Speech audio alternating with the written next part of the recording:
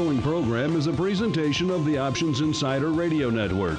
For more programs, visit www.theoptionsinsider.com or search for Options Insider Radio in iTunes.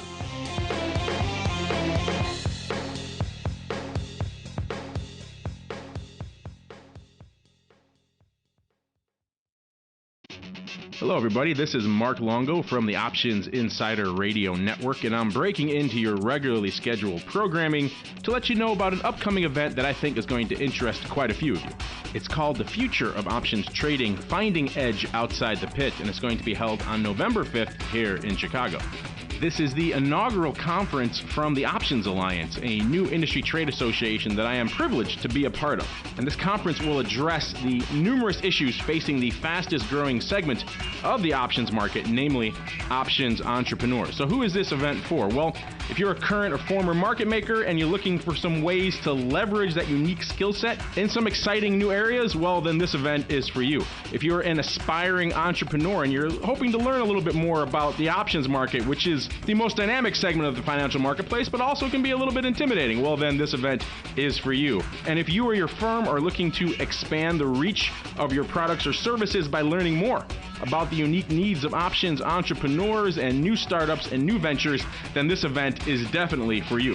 We've got a lot of great speakers lined up covering a wide array of topics, including how to leverage that trading and market making mindset and skill set into other unique opportunities, also overcoming the typical roadblocks and stumbling blocks that may lay in the path of a new option startup or entrepreneur, and of course, perhaps most importantly, how to promote and market that new option startup or new venture that you're planning.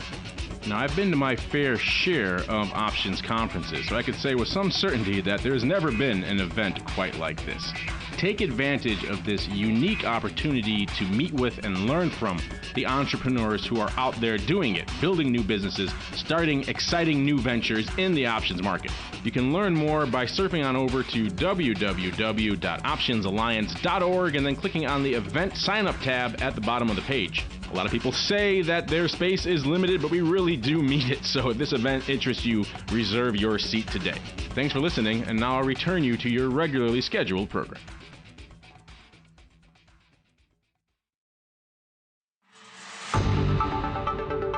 It's time for Volatility Views, the premier radio program for volatility traders.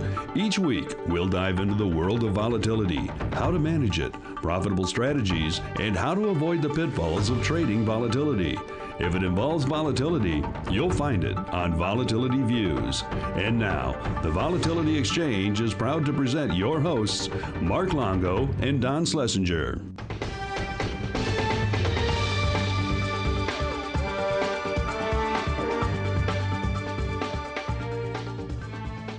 All right, everybody, welcome back to Volatility Views. It feels good to hear that theme music again. We've been on a little bit of a hiatus, but we couldn't wait any longer. We had to bring Vol Views back to you because we know so many of you guys love this show. You continue to download the show every month, even when it's on hiatus, so we had to make sure to get some new episodes out for you. This is, of course, your hopefully soon-to-be weekly, once again, source for all things volatility. My name is Mark Longo from theoptionsinsider.com, as well as from a little thing we like to call around here the old Options Insider Radio Network.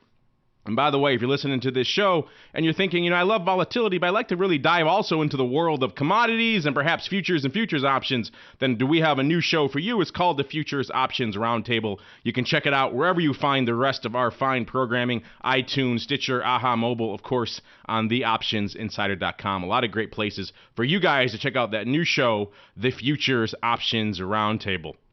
And speaking of this program, Volatility Views, like I said, we've been on hiatus for a while, but we wanted to bring it back to give you guys some fresh new content to sink your teeth into. Unfortunately, our friend Mr. Schlesinger couldn't make it today, but I am joined once again by my able companion here on the Volatility Views program, good old Mark Sebastian from OptionPit.com. Mr. Sebastian, welcome back to the program. It has been far too long.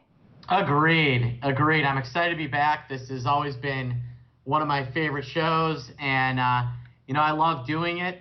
I think it's just an awesome show, and Reminder, I actually have a new role now, Mark. Yes, I am the founder emeritus of Option Pit, but I am now the director of trading at someone we might know from another podcast, Swan Wealth Advisors. Yes, a lot happens when you take a few months off. See, lots of things change. The Option Insider Network is a little incestual. Yes, we are incestuous. We tend to keep it in the family. Those, of course, there you go. You may be familiar with Swan Wealth Advisors from the other program we have on this network, the Advisors Option, which is targeted at active financial advisors who are looking to add options into their client portfolios. Our friends at Swan have been very active on that program, and Mark and the folks at Option Pit have joined teams with them in a lot of different ways. So I think we'll explore that in future episodes of Vol Views. But you're right, a new title for you over there and a lot of shakeups going on across the board. Speaking of which, we're recording this show right now. One of the reasons we had to bring this show back to you, listeners, is because there's just so much crazy stuff going on in the marketplace right now. We are recording this at the height of the government shutdown here. Volatility is going crazy. The markets are going crazy. A lot of stuff to dig into, including a really great guest we have coming up for you right now in our Volatility Viewpoint. Now it's time to discuss volatility and volatility trading strategies on Volatility Viewpoint.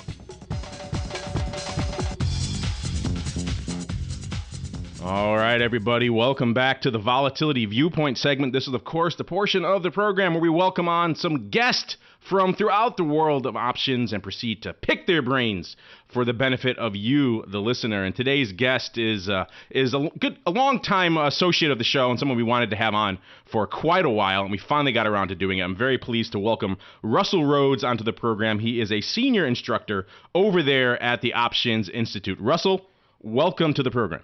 Oh, thanks for having me, Mark. I appreciate being here.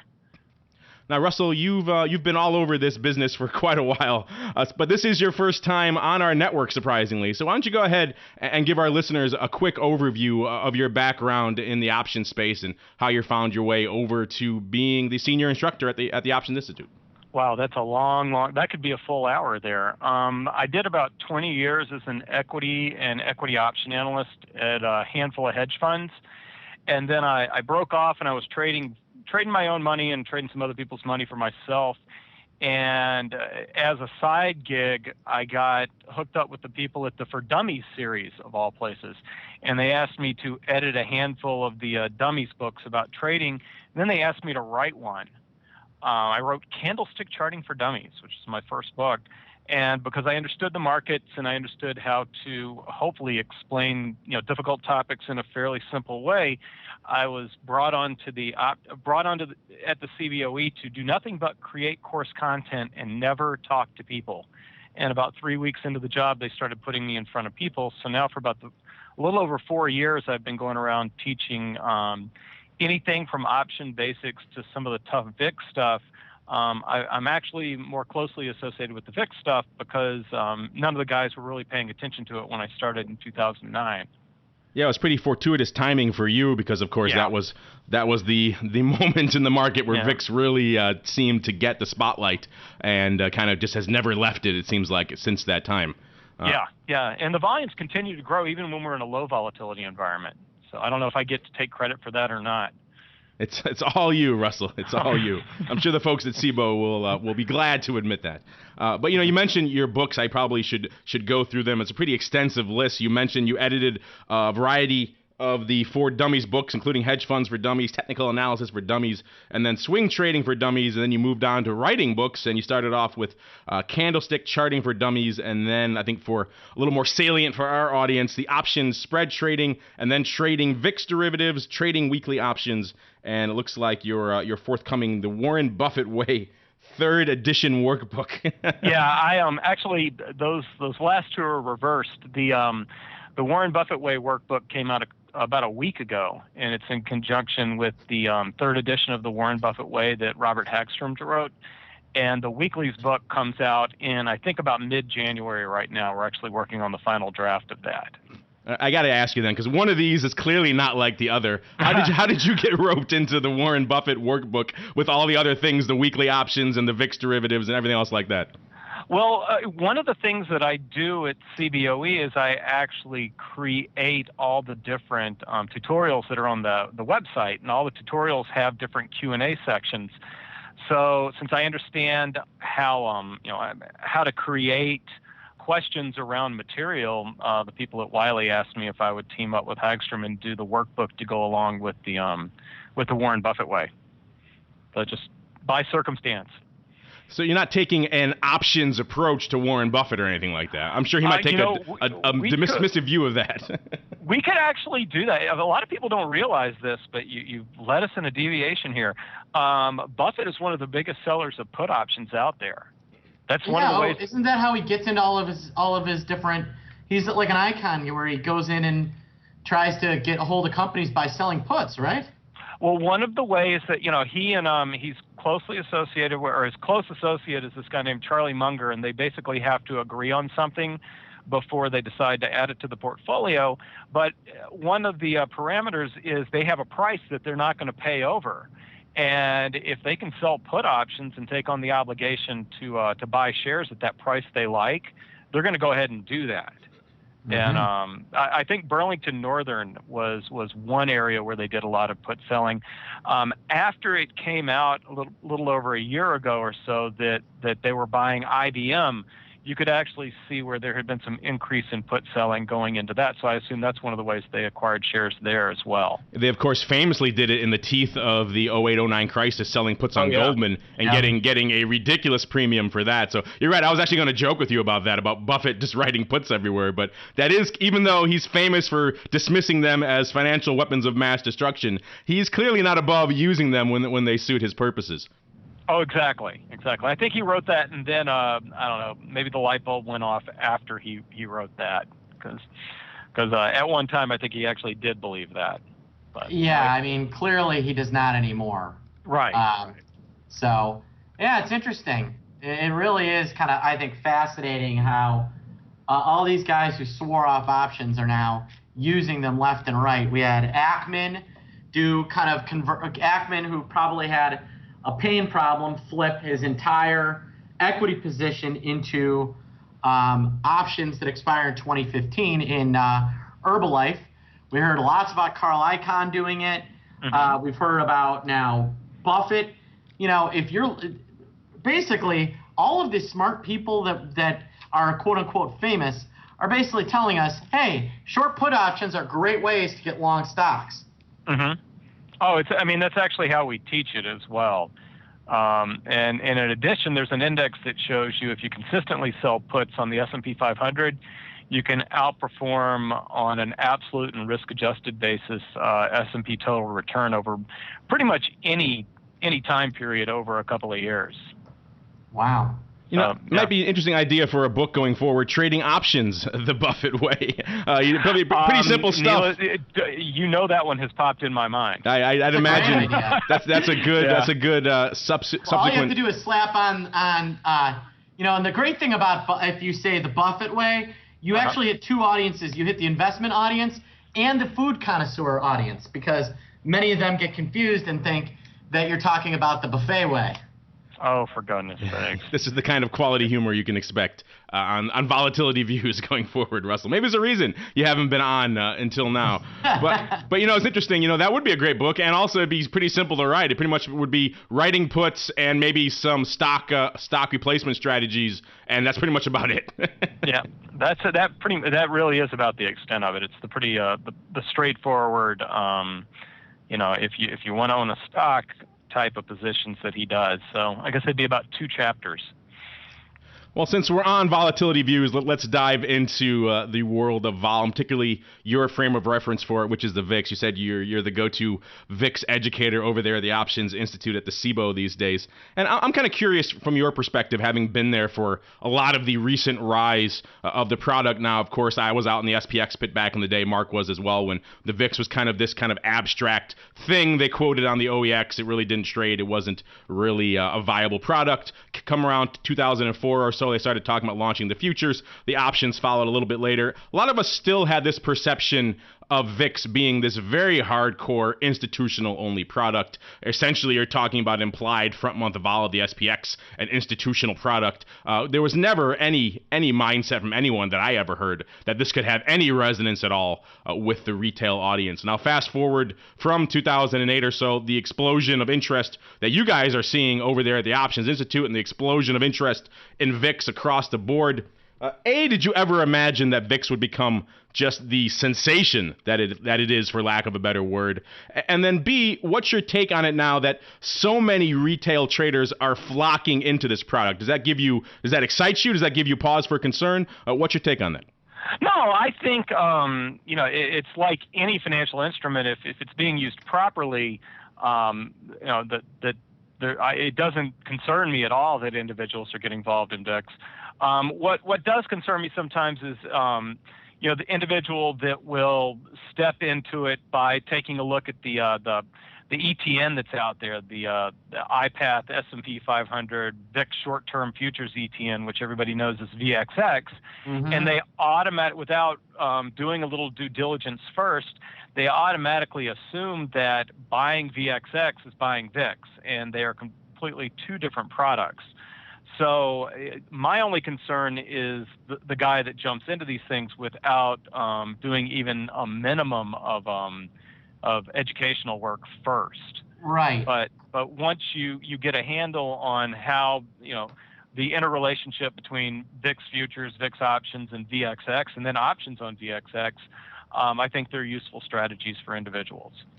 Right. I think that's the key, Russell, is that traders that are jumping in with 2 feet on this thing are gonna lose because you basically have to understand, what the not only VXX is, but what the VIX product is. If you understand what the VIX product is, it's a great product to trade.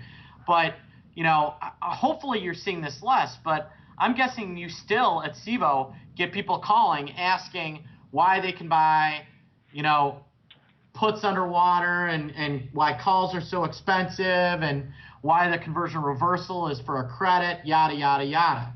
Yeah, there are tons of misperceptions in it, especially because we're in the fall right now and we're in the educational conference season, I guess you could put it. I don't get the phone calls. I get the face-to-face what the hell questions. Yeah. And usually it's what the hell's wrong with VIX, and they mean VXX. And then usually I 9 times out of 10 I can do a good job of clearing up the misperceptions there. But anybody that approaches anything market-wise without first educating themselves properly is doing themselves a disservice. Yeah. Putting on a trade is not how you learn to do something. Yeah, I gave 2 presentations at that All Stars of Options conference. I had 2 different people bring up a chart of VXX and ask me, "What the heck?" Yeah. Well, you brought up a good point there, Russell, though, that, obviously VIX has changed in a lot of different ways since its original incarnation. They've, of course, updated it, made it the new version of VIX, which is on the SPX versus the O. But there's been a more modern evolution, I suppose you can call it, of VIX. And that is exactly what you addressed, this explosion of ETPs that have sprung up in and around the VIX universe that kind of correspond with the rise in popularity of VIX. You mentioned VXX, but there are a legion of these products out there that do all sorts of crazy things and ratios on the VIX. We have, the legendary or perhaps infamous ones like TVIX that have spectacularly imploded. So you have an almost interesting side effect of the popularity of VIX, that you have VIX as this one thing which is supposed to be the implied volatility of the SPX. That, of course, has all of the many triggers on it from the order flow going out in the SPX and how that impacts VIX by itself. But then you have these secondary effects, these secondary triggers, if you will, of all of these ETPs and their order flow and how they're impacting VIX. And it kind of makes for this big seething cocktail that ends up becoming the VIX calculation. So first off, what's your take on just this explosion of products that are pulling the VIX in so many different directions and perhaps even confusing a lot of the new entrants to this product? Well, I don't think the products that trade on VIX really have that much of an influence on the actual spot index. since none of them actually give you direct exposure to what VIX is doing. The closest thing that I could give you to the influence that maybe VIX trading has on the actual VIX, on the spot VIX index, would be institutions that decide to buy out of the money VIX calls as opposed to hedging an S&P 500 portfolio by buying out of the money puts on the S&P 500. That would lower the demand for those SPX puts a little bit and might dampen VIX some, but I can't imagine that it would have a huge historical difference just because we have trading now. The futures might, I think, and this is really anecdotal. Well, it goes beyond anecdotal because there was some COT data recently, but I think one of those kind of easy trades that some people have picked up on is trying to short the front month VIX future and play the drift down the curve to the index. And it seems to have dampened the spread between the two this year. But also, I think in some of the small spikes that we've had in VIX, it's actually resulted in the front month future being overdone to the upside a little bit as well, as people get squeezed out of that trade and suddenly figure out it's not it's not a consistent easy trade to do. Yeah, I mean, take a look at what kind of happened yesterday toward the end of the day, with really the market not down very much. Mm-hmm. How do you recognize when? I mean, are vol short squeezes just like a short squeeze in a stock or an index? I mean, maybe talk a little bit about what a VIX short squeeze might look like.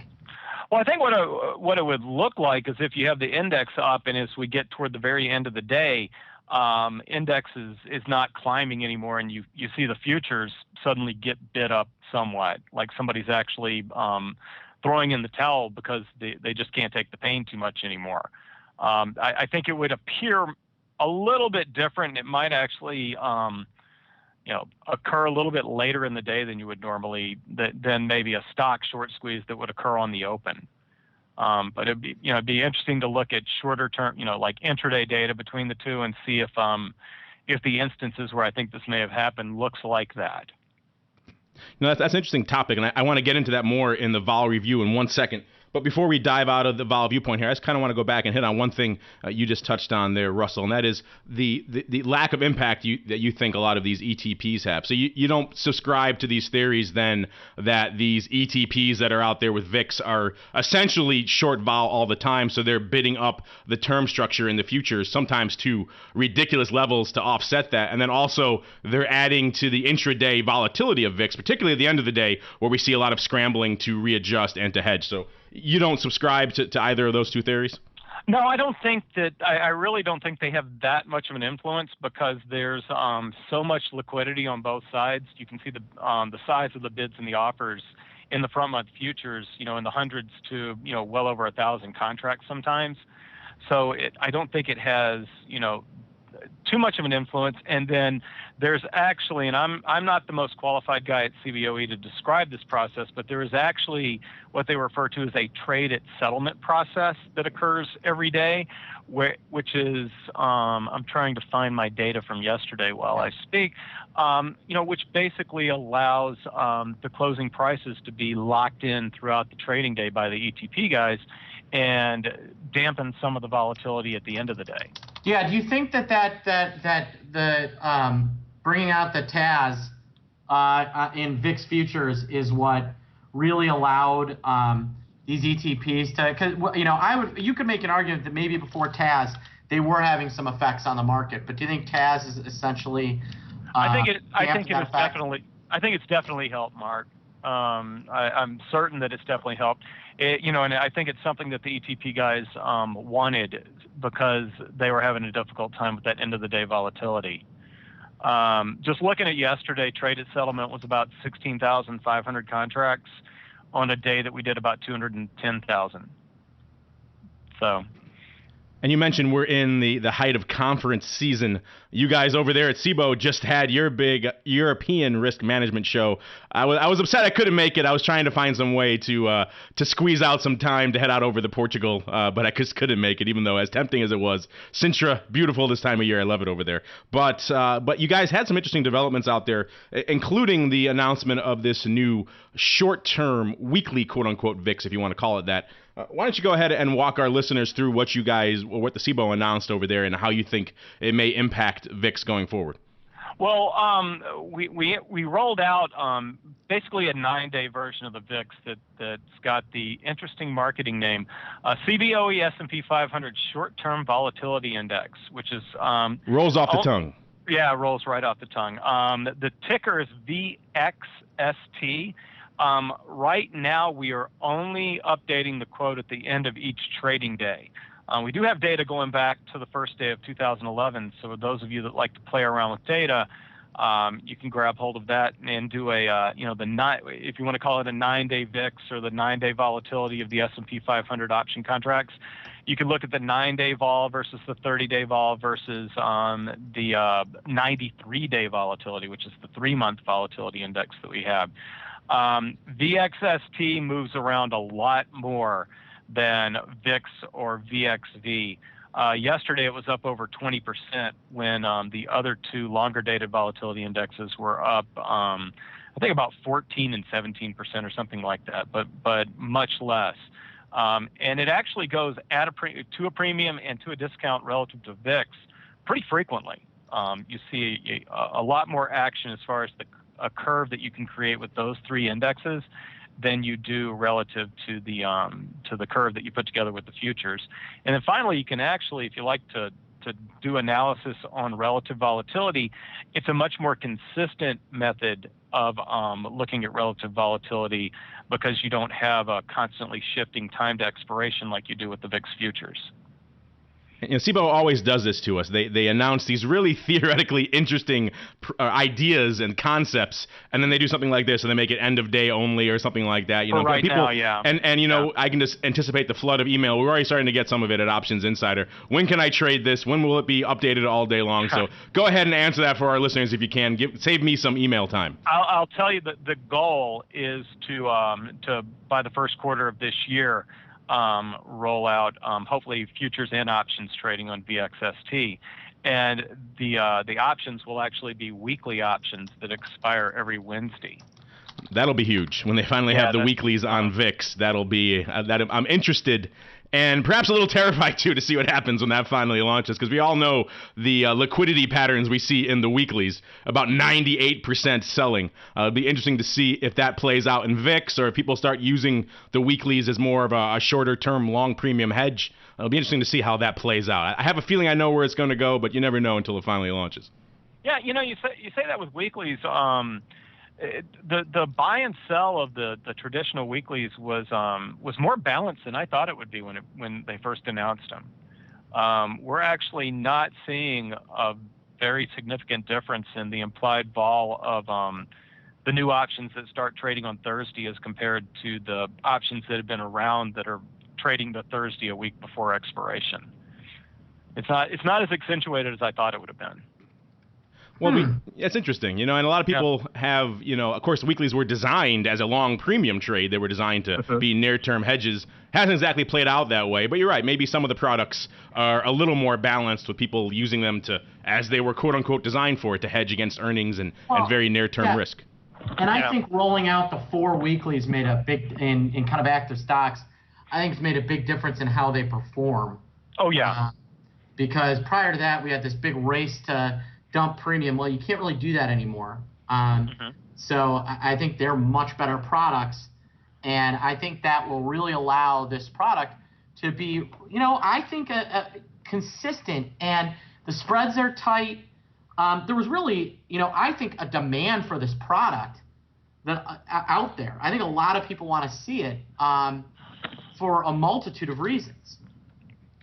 Well, you say weekly and you say VIX, you just hit the two hot buttons of the marketplace right there. So either way, I cannot foresee this product not being a success from a volume perspective when it first launches. So I think we'll all be staying tuned to that one in the first quarter of next year to see how that one takes off. Well, Russell, I'm glad you can join us here on the Vol Viewpoint segment. I'm pleased to say you're going to be joining us for the rest of the show as well. I mean, we have an interesting one in store for you guys. I think we'll get to it right now and dive right on into our volatility review segment. It's time for the Volatility Review.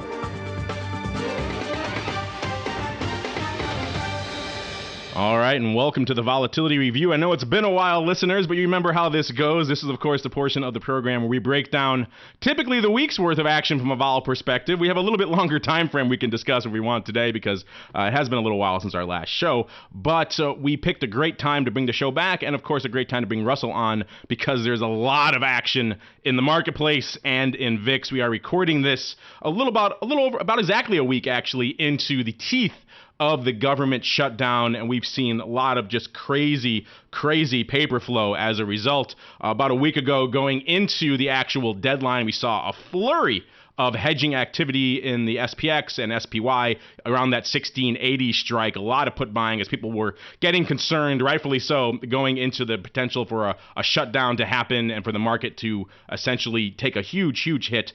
We also saw, surprisingly, as people were bidding up the premium in the SPX and SPY, people turning around and then selling that upside in the VIX that they were causing when they were buying the hedging. So a little bit of interesting spreading activity going on. We commented at the time on one of our other programs on this network that was also a little bit dangerous because VIX is known to move aggressively, shall we say, in one direction. And if you're writing a lot of these upside calls in an environment like this, you could indeed be run over.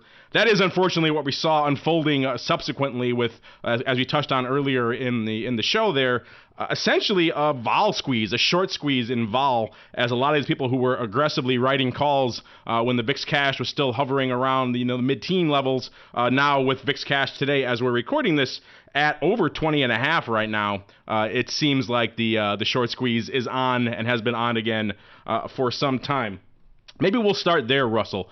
Did the aggressive nature of people coming in and selling upside in VIX ahead of this relatively big development, relatively big announcement in the marketplace, did that surprise you at all, or was that really par for the course for what you've seen in VIX paper flow in the past?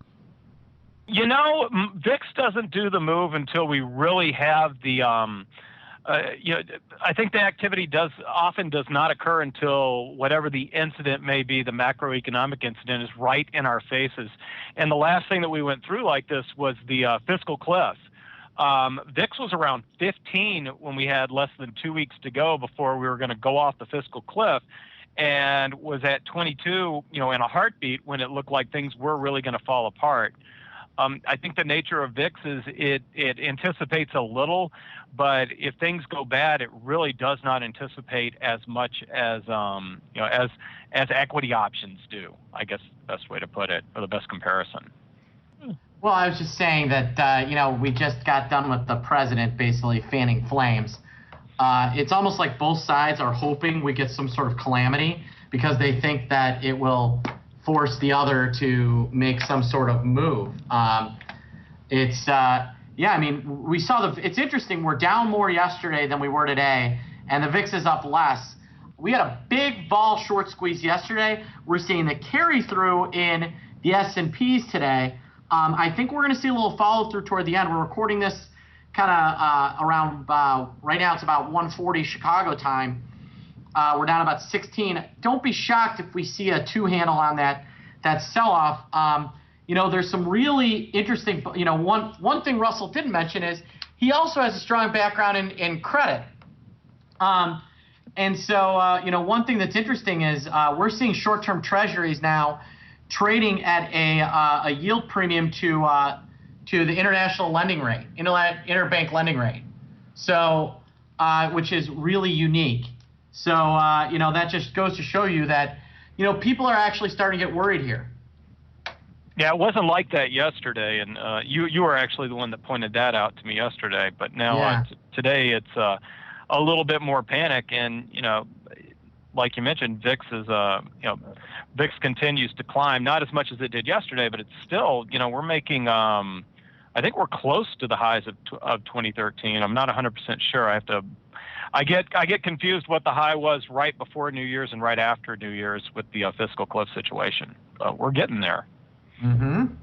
Yeah, it's kind of that endless snowball we've seen in years past with all these October fiscal surprises we have in store for the marketplace. But, of course, all of this near-term vol has caused a dramatic degree of near-term uncertainty here in the VIX. We're seeing a lot of backwardation, particularly in the near term, the near end of that VIX curve. Not an occurrence we see on a regular basis. It has happened in the past, certainly, but certainly relatively infrequent.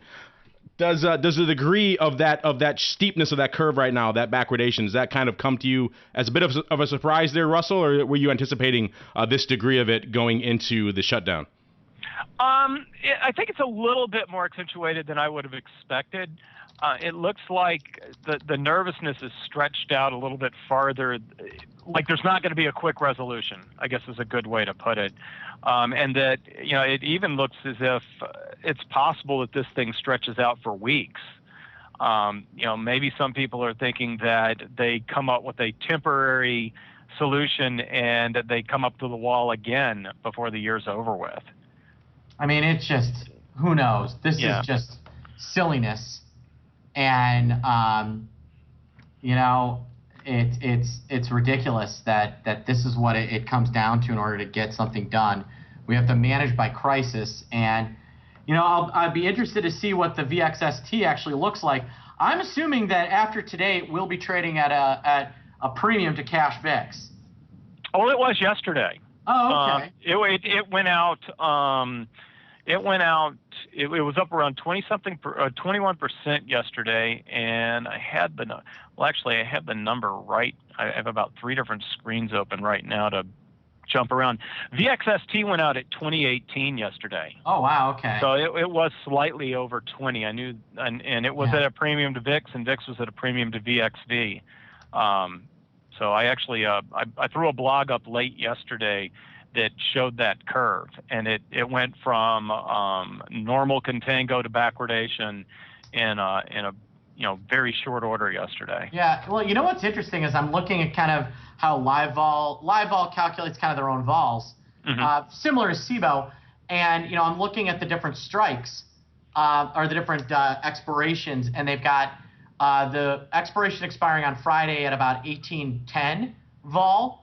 They've got next week's at about 19, the 25th at 19.5, and then the November 16th at 17.9.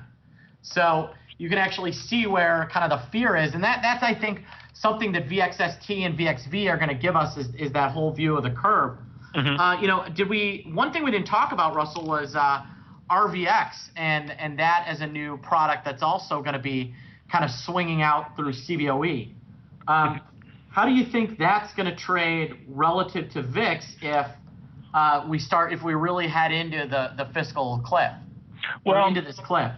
Well, for RVX is just since you just threw the ticker out there without the name, it's the Russell 2000 Volatility Index, and a lot of people the automatic thought about the Russell 2000 is it's a small cap index. Well, it's a small to mid cap index, but it is also very much of a domestically focused index. 84% of the 2012 revenues for the components of the Russell 2000 came from sales in the U.S. So if you're more concerned about the U.S. economy versus the global economy, although I think if we were to default on our debt, all bets are off across the board. But if you're more concerned about the U.S. economy, you're actually going to expect more volatility or higher volatility out of RVX than VIX. There's some nice correlations, and if you just compare the indexes, since that's what we have to work with right now, there are lots of opportunities for relative value trades between the two. In this case, if you think U.S. stocks are going to get hit harder, you might be long RVX and short VIX. Those futures come out. The futures and options come out toward the end of October. as of right now. That's the timing on that. So it's not there to trade with yet, but if we continue in the goofiness that we have right now, that might be an area to look at as well. But that's an interesting point, and I think a lot of people out there are probably wishing we had the weekly VIX out there right now and the Russell, so they could do a lot of great spreading opportunities in between the three of those. So I think down in Q1, when everything has launched, there's going to be a lot of opportunities. It'd be interesting to look back on how, if we have some developments then, how it all plays out and the interplay amongst those three products. But you brought up an interesting topic, and I think a lot of people out there listening will want your opinion on this one, Russell, because you are the SIBO go-to VIX guy over there from an educational perspective. We have a lot of back and forth on this show on different use cases for these products.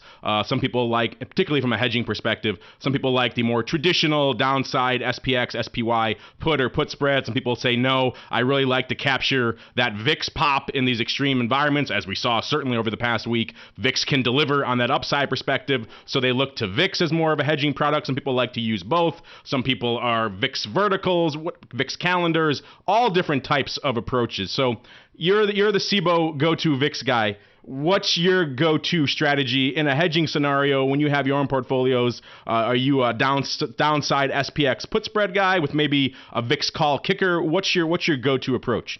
You stole it right there when you said, "Are you?" How did I know? How did I know that might be it? That really is, I think, I'm fortunate that I can go down and talk to the guys in the pit and discuss some of the bigger trades that are coming through each day, and probably the most innovative use that a lot of institutions, they'll want to sell a put, or which might not necessarily be appropriate for all individuals, but they may sell a put or take in a credit on a spread and then buy an upside kicker, as you put it, in the form of an out of the money call option.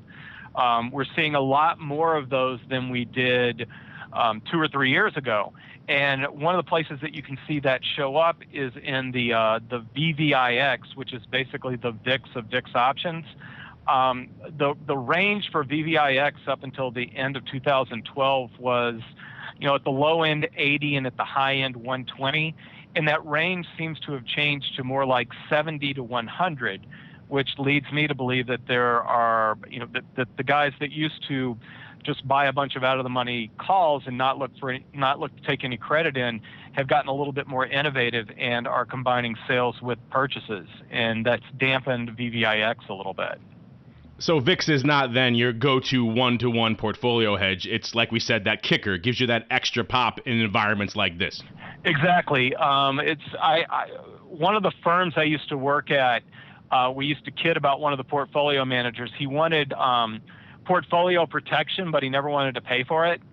He would have been a great candidate for doing some sort of spread trade that doesn't involve much of a dollar outlay, that gives him a kicker and gives him some protection. And I think that's how a lot of portfolio managers want to approach protection. Yeah, I'm not sure if I've ever met a portfolio manager who said, I want to pay for protection. If he did, I want to meet that guy. Yeah. They all seem to want the best of all worlds without having to pay up for it or give up any performance for it. There's a reason the zero-cost collar is the go-to strategy for so many funds and so many advisors out there. They can't get around paying for things, it seems like. No, not at all. All right, and that is going to do it for the Volatility Review segment. And now, because we have such a backlog, we're going to take a quick detour into the old listener mailbag. Listener mail. Listeners write in. Mailbox.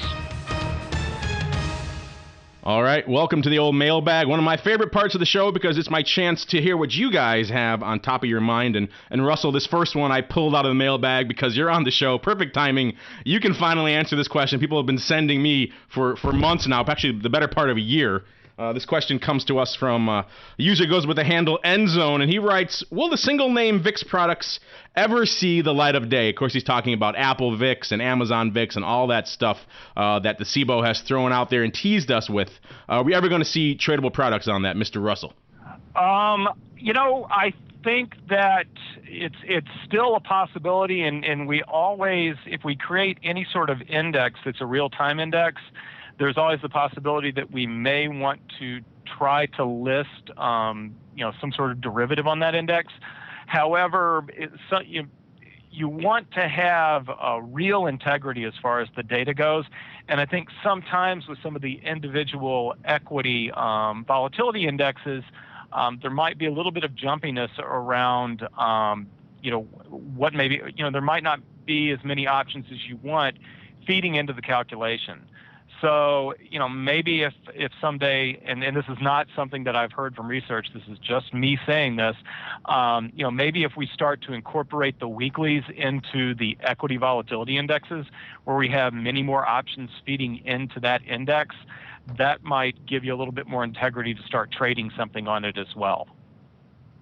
Interesting. Well, there you have it, listeners. You can stop sending me your emails. Send them to Russell. You've heard it from the man himself. Yeah, we get that question a couple times a week, it seems like. Yeah. Okay. So very popular. It's good to know that we now know that officially the CBOE is going to be changing their calculations so that they can list these, according to Russell Rhoads. No, That's what I just heard. Not say that at all. I did not, and that's not that. That's just if I were going to try to list something. Yeah. That I would, and I was a little concerned about how the index jumps around from time to time. Yeah. I would want to maybe do something. You know what? What I just went through, the exercise that I just went through, is what we did with VIX in 2003 before we started trading VIX futures and options. Right. So it would be a similar type of process. Yeah, and I actually think that makes a lot of sense if you consider kind of. Equity vol is not like index vol in that it's so event driven and things like that. I think having a index that kind of combines VXST, VIX, and VXV into one kind of tradable vol makes a lot more sense and would be a lot smoother than something that's just based on weekly, 30-day, or 90-day vol. Otherwise, you just get way too much choppiness because of event risk.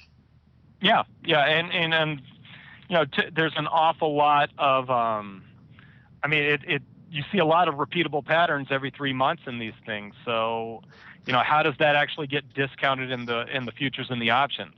Right. Yeah. And we talk about short squeezes and getting run over in the broad VIX. Imagine the Amazon VIX around earnings or things like that, how choppy that will be. But yeah, a lot of great potential in those products. Also, some opportunity for being run over quite aggressively if they're not put together right. So we're glad to see that people are taking their time before they launch them there, even though I know a lot of people out there are dying to see those products listed. All right, next up, another SIBO-related question we have here. This is from George Santiago, writing out of sunny San Diego, California. I'm jealous of you, George, this time of year. Lovely place to be all year round, particularly this time of year. And he writes, I love the Volatility Views program, and I'm looking forward to its return. Well, thank you for that, George. He continues, Mark, Don, and the gang put on a very informative program. I would like to ask a question about variance. The CFE launched a product several years ago that received little traction. They've since pulled it. What was the problem with that product? And do you feel the relaunch version has any chance in the marketplace? Well, great question, George. If you guys are not familiar with some of the variance and how the OTC variance swaps market works, I encourage you to go to the archives of Volatility Views. Check out the entire episode we did on this topic, probably about close to a year ago now, where we delved into all of the esoteric naming and trading and quoting conventions they have going on in these products. And that kind of in a nutshell seemed to be what the problem with the early version of the variance product, the CFE. Maybe Russell, you might be able to get into a little more detail, but it seemed like the quoting convention and some of the expiration and settlement conventions weren't up to what the OTC market was used to. And so they took the relatively admirable step of pulling it off the market and retooling it and relaunching the product so that it was more in line with the OTC conventions. Russell, as far as you know, is that pretty much the progress of what happened with that product? That's exactly what happened with that product. Was it's come back and it is as close as I think you can get to an exchange listed variance future product or a variance contract that mirrors what you would see in the over-the-counter market. From day to day, we do have some trading going on there. I think they're still going through the education process because I do believe sometimes it's difficult to get people to change the way that they've done things in the past. And even, what they need to do is that we need to show what the benefits are of using the exchange listed product, where you have a little bit better pricing transparency, to get people to make that change. But it seems to be making some progress off and on. And just for reference, listeners, I looked it up while Russell was talking. That episode was Volatility Views 59, a deep dive into variance swaps. It came out all the way back on July 26th of last year. So if you want to learn more about that marketplace, check that out, episode 59. I know I learned quite a bit on that one. The conventions for the variance swap market, particularly quoting, are so bizarre. And once you start getting into those square roots, and then the quotes and the strikes can get unwieldy very quickly, and so it seems like that was one of the problems with that CFE product. But interesting to see that they're relaunching it and devoting some time to making it fit with the conventions of the marketplace. I know a lot of you guys have written in since we've been on hiatus for the summertime. We don't have time to get to all of you. We'll get to you guys again in future episodes. I just wanted to squeeze in a really quick mailbag here with some great questions, and now we're going to keep on rolling right on into our final segment, the Crystal Ball segment. And now we take a look at the crystal ball.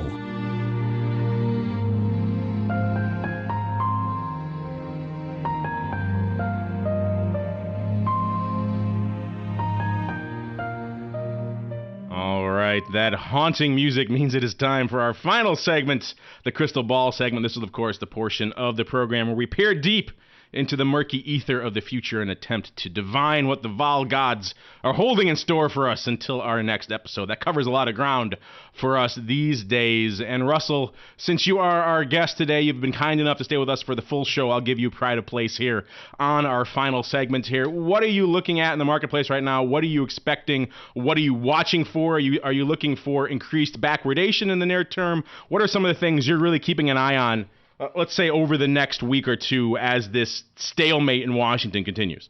Well, I think if the stalemate actually, gets itself worked out, I don't think you're going to see VIX return to the levels that it was at. I think we actually might be a little shaken by this, the market might be a little bit disturbed at, how close to the brink we're being taken over a dispute like this, and that VIX may be elevated despite what, relative, that we're not going to see the low teens again anytime soon, even if we just get a resolution of the current situation. And Mr. Sebastian, what is keeping you up at night right now, and what are you really keeping an eye on for the next few sessions throughout this week as we continue to see this crisis in Washington evolve? Yeah, I mean, the only thing that's really out there is this Washington ridiculousness.